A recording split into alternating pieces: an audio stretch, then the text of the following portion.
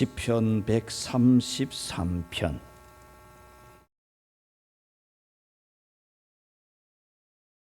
시편 133편 1절에서 3절 말씀 봉독하겠습니다.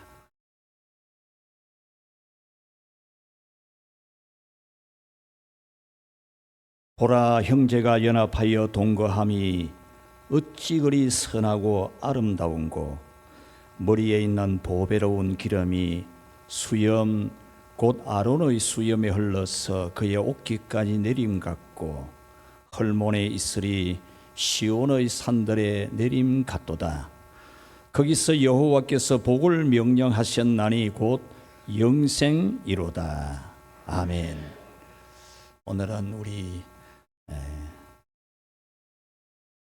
서성훈 목사님께서 은혜로 세워지는 공교회라는 말씀으로 우리에게 선포해 주실 때 큰 은혜 받으시기 바랍니다.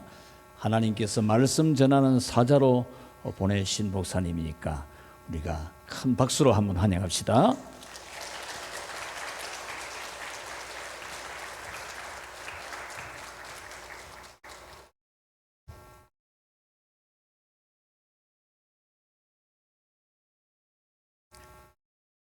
주 예수 그리스도 안에 사랑하는 형제 자매 여러분, 오늘 함께 연합 예배로 영광을 하나님께 돌릴 수 있어서 감사를 드립니다.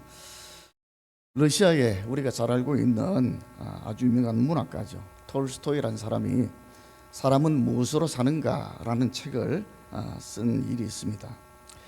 우리가 그런 질문들을 던져볼 수가 있습니다. 사람이 살아가는데 필요한 것들이 많은데 도대체 사람은 무엇으로 살아가느냐? 당장 먹어야 되는 양식이 필요하겠죠. 입어야 되는 옷이 필요하고, 또 지금 같은 우리 자본주의 사회에서는 먹고 입는 일들에 필연적으로 다 돈이 들어갑니다. 그뿐입니까? 돈이 좀 있으면은 명예도 갖고 싶고 권력을 갖고 싶고, 그것이 우리 인간의 인지상정이겠죠. 세상에서는 나름대로 어떤 것이든 각자에게 대답이 될 수도 있겠습니다. 하지만 그 문학가가 말하고자 했던 것은 그런 건 아니었을 겁니다. 뭔가 우리 인간에게 좀 더 먹고 입고 살아가는 일보다 중요한 일들이 있지 않겠는가, 더 가치 있는 일들이 있지 않겠는가 하는 그런 이야기를 하고 싶었을 것 같습니다. 그러면 오늘 우리는 하나님께로부터 부름을 받은 성도로서 무엇을 가지고 살아갈까요? 우리 주님께서는 말씀하시기를 목숨을 위하여 무엇을 먹을까, 무엇을 마실까, 몸을 위하여 무엇을 입을까 염려하지 말라, 이렇게 말씀을 하셨는데, 주님의 말씀으로 우리가 미뤄보건대 그래서 우리가 살아가는 것은 물론 먹고 마시고 입는 것이 중요하긴 합니다만 그것으로만 살아갈 수는 없다. 더 중요한 것이 있다는 그런 교훈들을 주시는 것 같습니다. 오늘 우리 널푸른교회와 생수교회가 연합 예배를 드립니다. 그런데 우리 모두에게 방금 읽은 하나님의 말씀은 우리가 방금 이야기했던 그 질문에 대한 답을 주고 있는 것입니다. 그 해답의 초점은 주님께서 세우신 주님의 몸된 공교회가 함께 잘 세워져 가도록 하나님이 내려주시는 은혜에 있다라는 사실을 우리가 기억을 하면 좋겠습니다. 먼저 첫 번째로 우리는 교회가 무엇인가를 늘 고민을 하게 되는데, 교회는 하나님께로부터 부르심을 받은 기쁨의 공동체다라는 것을 잊지 말아야 됩니다. 우리 모두가 교회를 다니죠. 바깥에 나가면은 당신은 교회를 다닙니까? 절에 다닙니까? 이런 말들을 묻게 됩니다. 우리는 교회를 다닙니다. 이 말은 우리가 교회에 소속이 되어 있다는 뜻이죠. 근데 우리가 가만히 생각을 해보면은 교회가 뭘까? 성경을 잘 알지 못하는 사람들은 되게 교회 그러면은 예배당 건물을 제일 먼저 떠올리게 됩니다.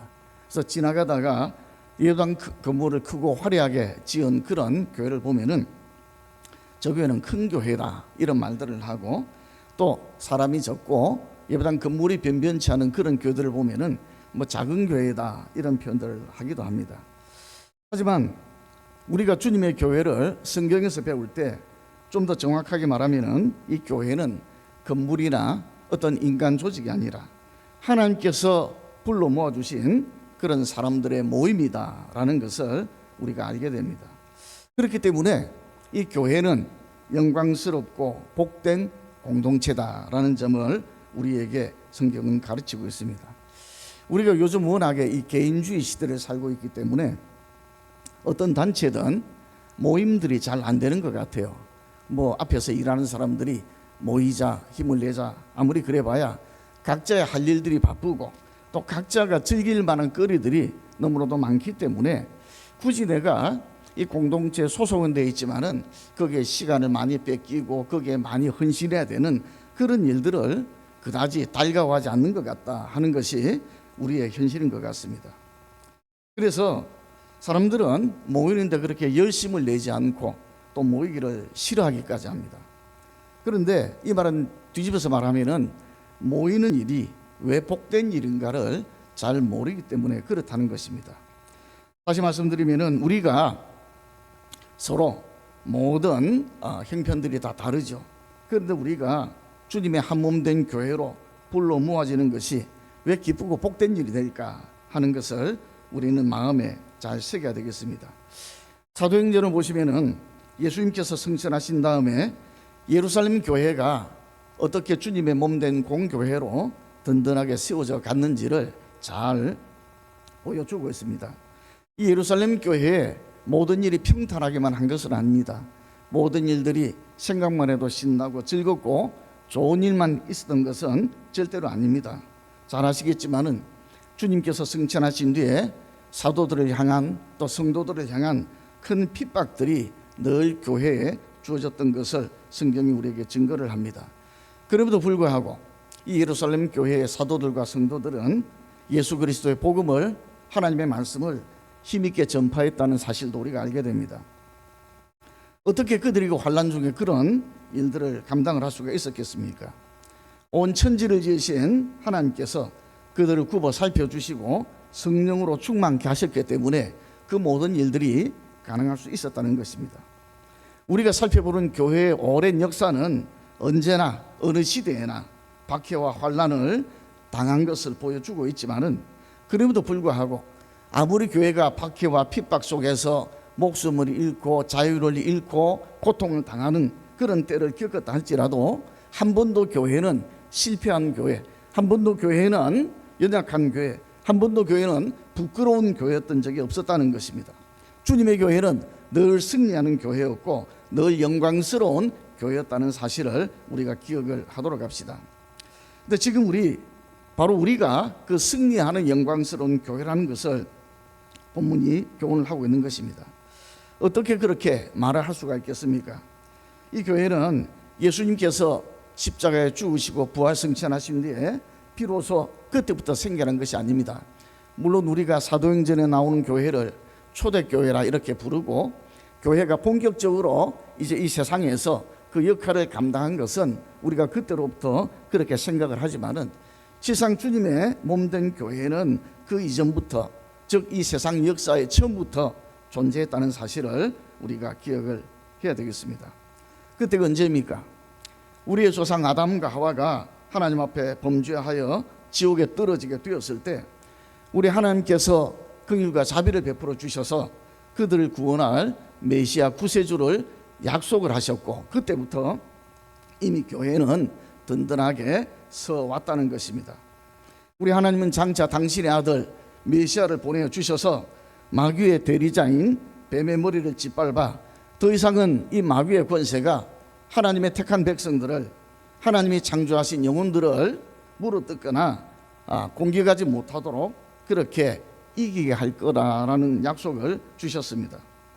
하나님의 백성들을 그때나 오늘이나 죄짓게 만들고 지옥에 떨어지도록 유혹한 그 뱀은 마귀의 수하여 대리자이기 때문입니다. 그래서 아담과 하와는 비록 범죄하고 실패하는 인생이지만은 하나님께서 은혜로 주신 그 약속을 믿었고 그때부터 이미 교회는 이 세상에 시작이 되고 존재하고 든든하게 서온 것입니다. 메시아 구주이신 우리 주님은 그때부터 주님을 믿고 따르는 사람들을 이 악하고 타락한 세상 속에서 불러 모으기 시작을 하셨습니다. 오늘 우리가 읽은 본문 시편 133편은 잘 아시는 것처럼 이스라엘의 우리가 성군이라고 부르는 다윗 왕이 기록한 말씀입니다. 물론 다윗도 여러 번 범죄하고 실족했던 연약한 한 인생에 지나지 않았지만은 하나님께서 이 다윗을 통해서 당신의 뜻을 알리시기를 기뻐하셨기 때문에 우리는 이 말씀을 통해서, 이 다윗의 고백을 통해서 큰 기쁨을 얻게 되는 것입니다. 본문의 말씀에 보니까 이미 다윗이 이 말씀을 성령께로부터 받아서 기록을 할 때 얼마나 큰 기쁨을 안고 이 말씀을 이제 하고 있는지 우리가 알게 됩니다. 그 이유가 무엇입니까? 뭐 다윗이라고 왕이기 때문에 언제나 자기 마음대로 자기 원하는 것을 다 하고 그렇지는 않았을 겁니다. 우리가 아는 것처럼 다윗도 얼마나 많은 고난과 핍박을 경험을 했겠습니까? 그런데 다윗이 이렇게 즐거워하고 기뻐하는 것은 우리 본문에 보니까 오로지 교회 때문이다, 이렇게 말씀을 합니다. 본문에 보니까 형제가 서로 연합하여 동거함이 어찌 그리 사랑스럽고 또 아름다운지 이렇게 말씀을 하고 있습니다. 여러분, 여기 형제란 말은 그냥 우리 남자들을 가리키는 단순한 표현이 아니죠. 여기에 나타난 이 형제란 말은 온 가족의 대표로 언급이 되고 있는 그런 말입니다. 우리가 아는 것처럼 다윗 시대에는 아직까지 이스라엘이 남과 북으로 갈라지지 않았습니다. 아까 우리 장로님 기도하실 때 6.25 전쟁의 그 상처에 대해서 언급을 하셨는데, 우리는 아주 오랜 세월 동안에 남과 북으로 갈라져서 많은 고통을 겪고 있죠. 남과 북으로 갈라질 뿐만 아니라 또 남쪽에서도 서로의 이념과 여러 가지 경제적인 형편과 각자의 어떤 생각들로 갈라져서 그렇게 우리가 아웅다웅하면서 살아가는 그런 현실 속에 있습니다. 아직은 다윗이 통치하던 시대에는 이스라엘이 한 민족, 한 왕국이었다는 것입니다. 그런데 다윗이 앞으로 내 자식들에 가면은 이 나라가 어떻게 고초를 겪고 남북으로 갈라져 가지고 참 애를 먹는가, 그런 것들을 생각을 하면은 그래도 내 대에는 이 통일된 나라에서 우리 이스라엘이 참 번영하고 있으니 좋다, 기쁘다, 그런 이유로 기쁘다고 말한 것이 아닙니다. 오늘 여기에서 다윗이 우리에게 말씀하는 기쁨은 하나님의 택함을 받은 백성들이 하나님 아버지께 예배하기 위해서 함께 모여 또 교제하며 하나님을 높인다는 데 있는 것입니다. 그래서 오늘 여기에 사용된 형제라는 말은 다시 말하면은 주님의 교회를 가리킨다, 그렇게 우리가 생각을 할 수가 있습니다. 이스라엘 백성들은 해마다 하나님의 성전이 있는 예루살렘에 올라가서 함께 예배를 드렸습니다. 자기들이 죄를 지어서 뿔뿔이 흩어져 하나님을 떠나고 하나님께로부터 소외됐지만은 하나님이 그들을 다시 은혜로 불러주셔서 함께 하나님을 예배하고 하나님을 경배할 수 있도록 그렇게 해주신 것입니다. 그래서 다윗은 바로 이때 이와 같이 노래를 합니다. 보라, 형제가 연합하여 동거함이 어찌 그리 선하고 아름다운고. 연합이 무엇입니까? 일반적으로 연합이라고 하는 것은 사방에 흩어져 살던 하나님의 백성들이 함께 모이게 된 것을 의미를 합니다.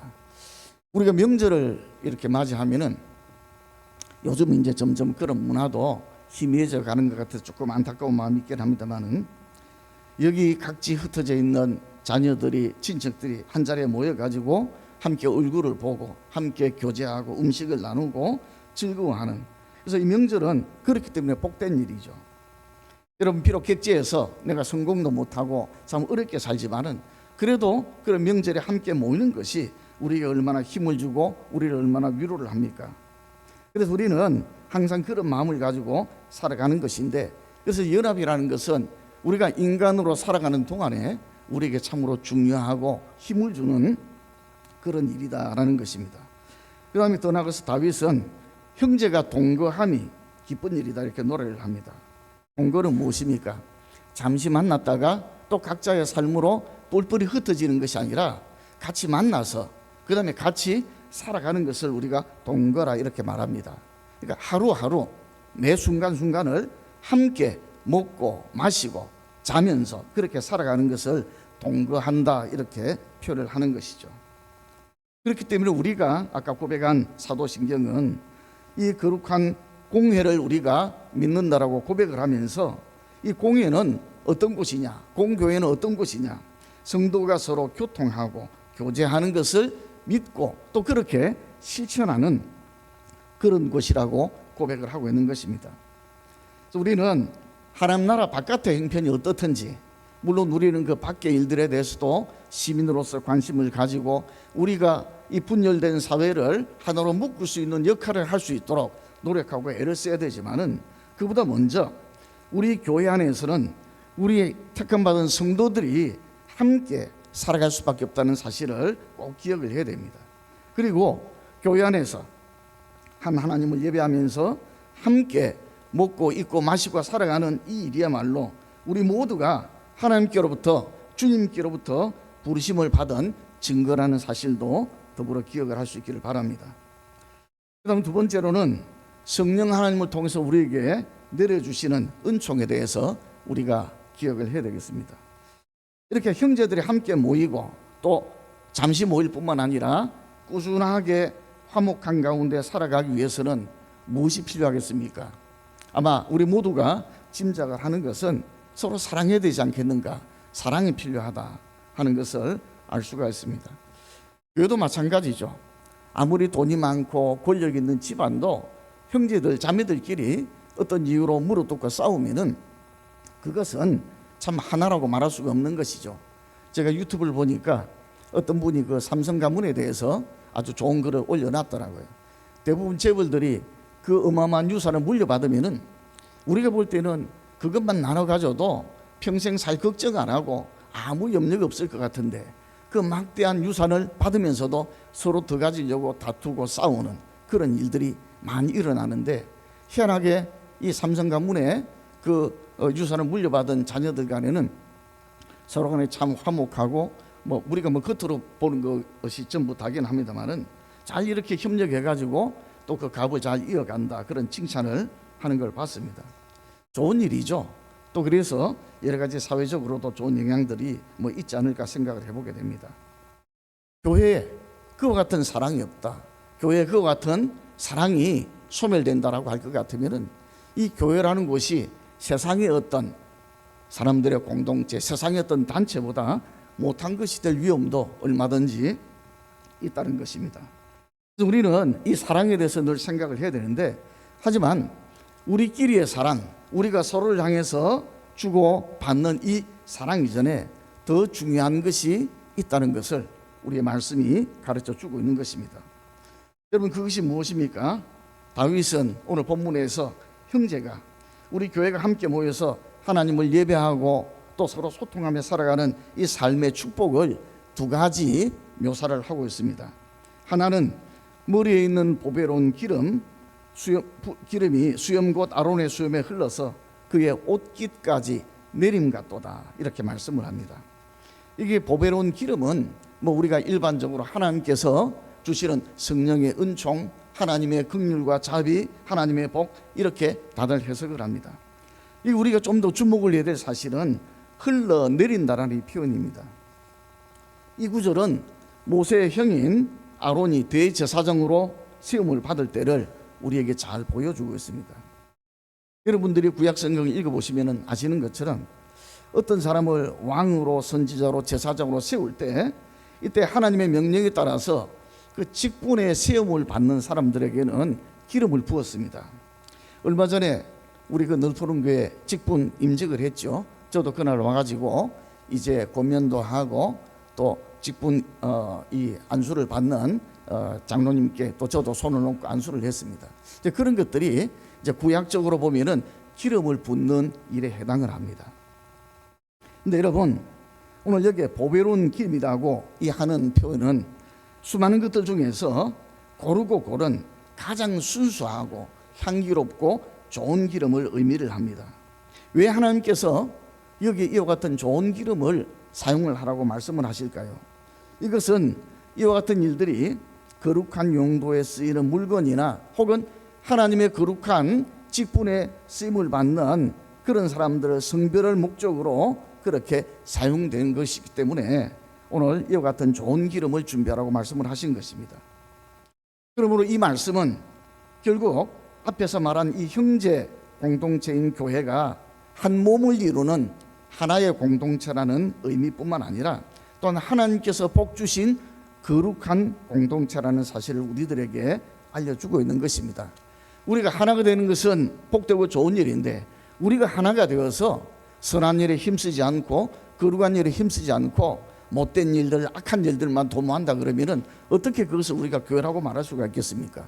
그래서 교회는 하나가 되되 사랑으로 하나로 연합되되, 이 교회는 거룩한 공동체로서 하나님의 뜻을 받들고 하나님의 일들을 감당하는 그런 교회가 되어야 한다는 것입니다. 그런데 오늘 하나님께서 이 기름을 제사장 아론의 머리에 부으니 어떻게 되겠습니까? 그 기름이 머리에 이렇게 고여 있겠습니까? 절대로 그럴 일이 없겠죠. 그 기름이 머리에서 얼굴을 타고 내려오고 수염으로 그 다음에 옷자락으로 흘러내리는 것이 당연한 일입니다. 오늘 이것은 우리들에게 무엇을 이야기합니까? 하나님께서 교회에 주시는 그 놀라우신 성별하시는 거룩한 은총이 교회 머리 되신 우리 구주 예수 그리스도로부터 교회 직분자들로부터 하나님의 온 백성에게까지 흘러내리게 된다는 이와 같은 복을 말씀을 하고 있는 것입니다. 그렇기 때문에 하나님의 이 모든 백성들에게 이 놀랍고 이 기쁜 은총이 주어지게 되는 것입니다.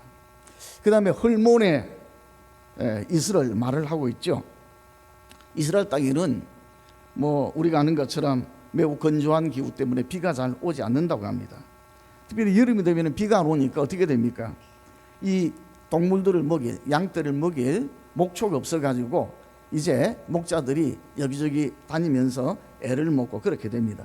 그런데 이 이스라엘 땅에도 여름에 초목이 무성하진 않지만은 그래도 작은 어떤 풀들이 이슬을 먹고 자라서, 그래서 양들이 그것을 먹고 여름을 날 수가 있다고 합니다.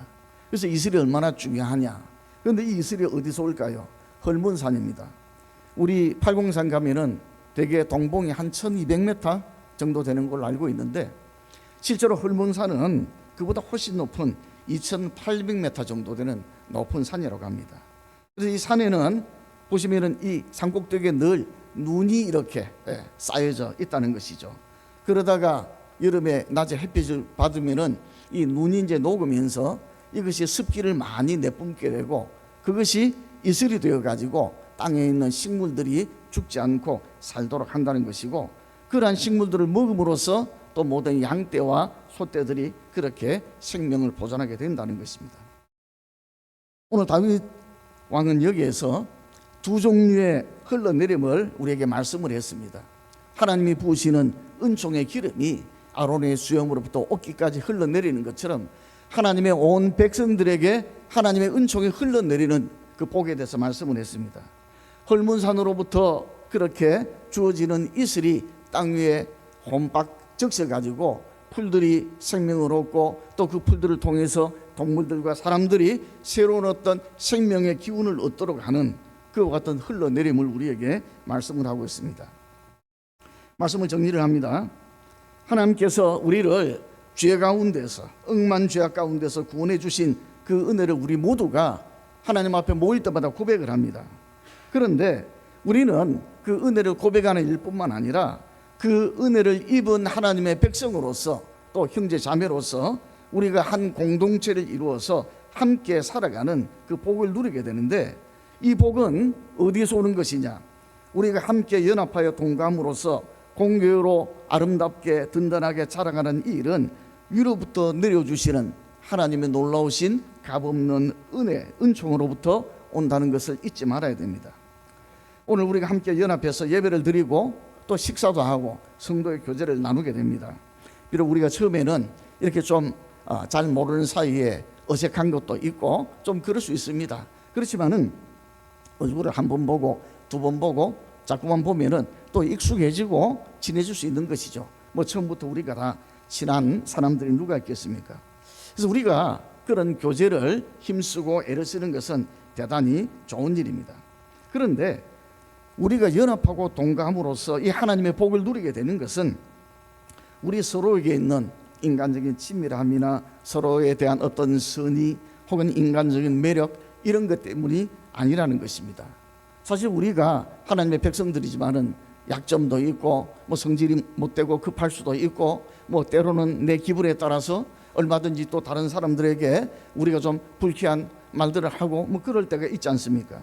그런데 우리의 그런 어떤 선함이나 우리들의 어떤 인간적인 어떤 매력 때문이 아니라 우리를 위해서 하늘로부터 내려오신 예수 그리스도와 그분의 구원의 복음을 매주일 날마다 우리에게 양식으로 먹이고 입히시는 성령의 은총 때문에 우리가 그 은혜를 내려받아서 이제 우리는 힘을 얻고 주님의 한 교회로서 세워져 갈 수가 있다는 것을 기억하고 감사를 드려야 되겠습니다. 이제 처음에 드렸던 질문에 답을 하자면은 우리는 성도들은 무엇으로 살아가느냐? 우리 성도들과 주님의 세우신 공교회는 하나님께서 위로부터 내려주시는 하나님의 은총으로 세워지고 함께 살아간다는 것을 기억하면서 이 말씀의 교훈을 새기도록 합시다. 기도하겠습니다. 자비하신 주님, 저희들이 땅 위에 살면서 흩어진 백성들이 한 몸으로 함께 모여서 하나님께 영광을 돌립니다. 그러나 저희들의 하나됨이 우리의 힘과 우리의 의지에 달린 것이 아니라 위로부터 내려주시는 하나님의 신령한 은총으로 말미암은 것을 저희들이 늘 기억하면서 함께 모일 때마다 주님을 사모하고 함께 모일 때마다 하나님께 영광을 돌리는 그런 우리가 되어서 하나님이 주시는 참된 복을 누리며 우리가 영생의 은총을 함께 나누는 주님의 백성들이 되도록 은혜를 베풀어 주시옵소서. 감사를 드리옵고 거룩하신 우리 구주 예수 이름으로 기도하옵나이다. 아멘.